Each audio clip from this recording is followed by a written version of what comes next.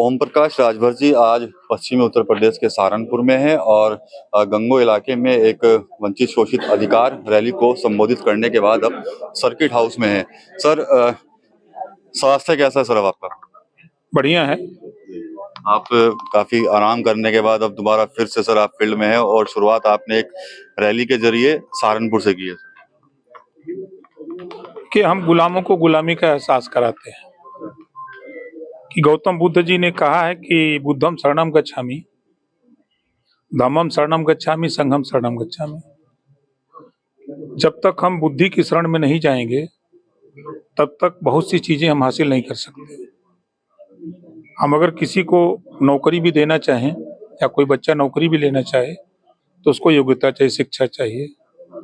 तो महापुरुषों के जो उपदेश हैं, लोगों को बताया जाता है कि भाई आप अपने घर में बच्चों को पढ़ाओ, बच्चा पढ़ेगा तभी आगे रोजगार पाएगा, नौकरी करेगा, परिवार विकास करेगा। आज प्रदेश और देश में जरूरत है जिस तरह का प्रधानमंत्री जी की सोच है, मुख्यमंत्री जी की सोच है। अब जैसे 5 लाख रुपया बिना ब्याज का, बिना गारंटर का, जो नौजवान रोजगार करना चाहता है, बिजनेस करना चाहता है, वो बैंक से लोन ले सकता है। अब सवाल है कि वो पढ़ा लिखा होगा तो बैंक तक पहुंचेगा, पढ़ा लिखा नहीं है तो नहीं है पहुंचेगा। हम लोगों की पार्टी, हम लोगों की जो विचारधारा है, जो 27% रिजर्वेशन 1993 से लागू है। 3 सितंबर 2013 को हाई कोर्ट ने कहा कि इसका लाभ 12 जातियां उठा रही हैं। 96 जातियों में 12 जातियां उठा रही हैं, शेष जातियां इसका लाभ नहीं पा रही हैं। इसको बांट करके सबको दिया जाए।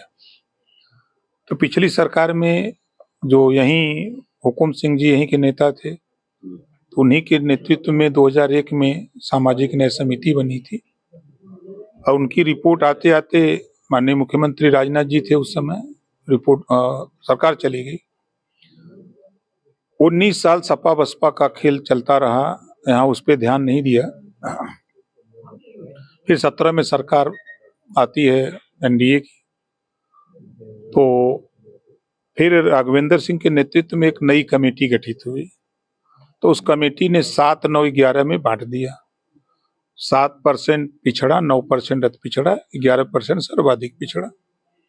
रिपोर्ट तैयार हुई, तब तक दिल्ली में माननीय प्रधानमंत्री जी ने रोहिणी आयोग का गठन कर दिया कि राष्ट्रीय स्तर पे हम इसको बांट करके हम देंगे। तो रिपोर्ट भी तैयार हो गई रोहिणी आयोग की और 5 सदस्यीय टीम पूर्व राष्ट्रपति रामनाथ कोविंद जी के नेतृत्व में समीक्षा भी हो गई। वो लागू होने की स्थिति में है। तो अभी से लोगों को, खासतौर से अति पिछड़े समाज को जगा रहे हैं कि आपके बच्चे जो पढ़ लिख रहे हैं उनको थोड़ा मेहनत से पढ़ाओ लिखाओ, ताकि वो लागू होने के बाद उसका लाभ आपके बच्चों को मिल सके। शिक्षा के प्रति जागरूक करना। हम लोगों की पार्टी का मानना है कि रोजगार परक शिक्षा, मोबाइल बनाना, कलम बनाना, घड़ी, रेडियो बनाना, फ्रिज बनाना, एसी, कूलर, 100 विषय बने और कक्षा 5 से अनिवार्य कर दिया जाए एक विषय पढ़ना। तो हम लोगों का मानना है, हमारी पार्टी के लोगों का मानना है कि हाई स्कूल, इंटर छोड़ते छोड़ते बच्चा कोई न कोई हुनर उसके हाथ में होगा। जो सपना प्रधानमंत्री जी का स्किल डेवलपमेंट का है, तो आदमी फिर उस हुनर हाथ में रहेगा तो उधर वो बार बार प्रयास करेगा तो वो अपना काम कर सकता है। और देश में हमारी पार्टी का मानना है कि राष्ट्रपति एक है, प्रधानमंत्री एक है, संविधान एक है, तो 2 तरह की शिक्षा न हो, एक समान शिक्षा हो। जो अमीर के बेटा को पढ़ाया जा रहा है वही गरीब के बेटा को। क्योंकि हम लोगों ने देखा है जैसे नौकरियों में जो अप्लाई करता है गरीब का बेटा पढ़ के और अमीर का बेटा, तो गरीब का बेटा फेल हो जाता है, अमीर पास हो जाता है, क्योंकि उसको दूसरी शिक्षा है, इसको दूसरी शिक्षा है। वहाँ का से कंप्यूटर है, यहाँ का से कबूतर है, तो दोनों में अंतर है। इस नाते हमारी पार्टी का मानना है कि एक रूपता लाई जाए। सर, पीडीए आपके निशाने पर आया, मैं मंच से सुन रहा था। उसके अलावा सोनिया गांधी और अखिलेश यादव, इनको भी आपने कहा है कि भाई मजलूम नेता है इसके पीछे। देखिए, मुसलमान मोहम्मद साहब को मानता है।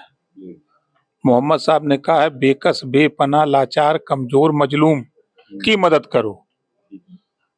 तो मुसलमान भाइयों की निगाह में सबसे मजलूम अखिलेश यादव जी हैं।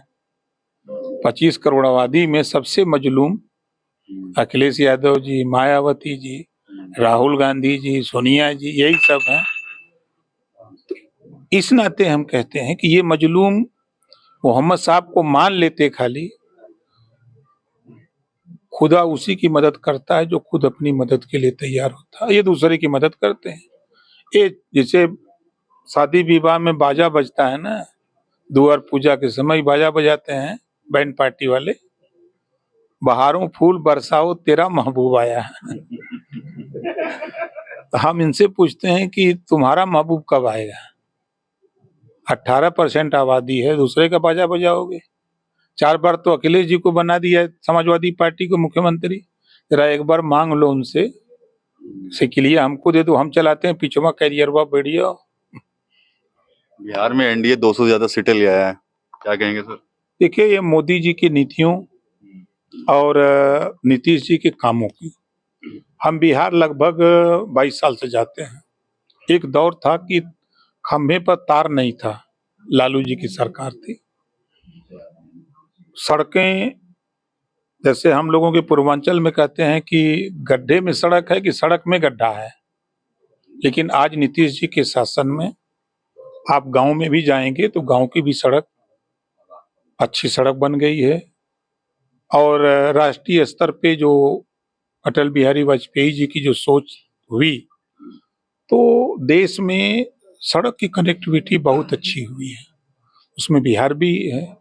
तो प्रधानमंत्री जी की नीतियों और वहाँ नीतीश जी के कामों के बातों को लेकर के लोगों ने जो जंगल राज वहाँ था उसको खत्म करने का प्रयास किया। आपका सर वो बयान भी चर्चाओं में गया नतीजे से पहले जो आपने दिया था एनडीए देखिए, हमने बयान दिया था कि जब ज्यादा वोटिंग होती है तो एनडीए की सरकार बनती है, और 60% वोट जब पोल हुआ था तो आरजेडी की सरकार बनी थी, लेकिन उसके ऊपर जब जाएगा तब तो दिक्कत है।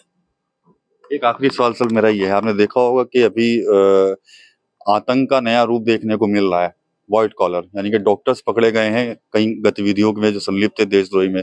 दिल्ली विस्फोट से भी कहीं ना कहीं उनके तार जोड़े जा रहे हैं, कैसे देखते हैं? देखिए, देश में अस्थिरता लाने के प्रयास विदेशी ताकतें करना चाहती हैं, लेकिन प्रदेश और केंद्र की सरकार पूर्ण रूप से देश की सुरक्षा के सवाल पे, आप देख रहे हैं कि पूरे देश में छापे मारे जा रहे हैं। आपके सहारनपुर से भी पकड़े गए, आजमगढ़ से भी पकड़े गए, जहां जहां उनके तार मिल रहे हैं तहां तहां वो पकड़े जा रहे हैं। सरकार की नैतिक जिम्मेदारी है, जी सरकार अपनी जिम्मेदारी का निर्वहन कर रही है। आपको हम यकीन के साथ कह सकते हैं कि 8 साल में जो दंगे होते थे, कर्फ्यू लगते थे, उसमें पूर्ण रूप से विराम लगा है।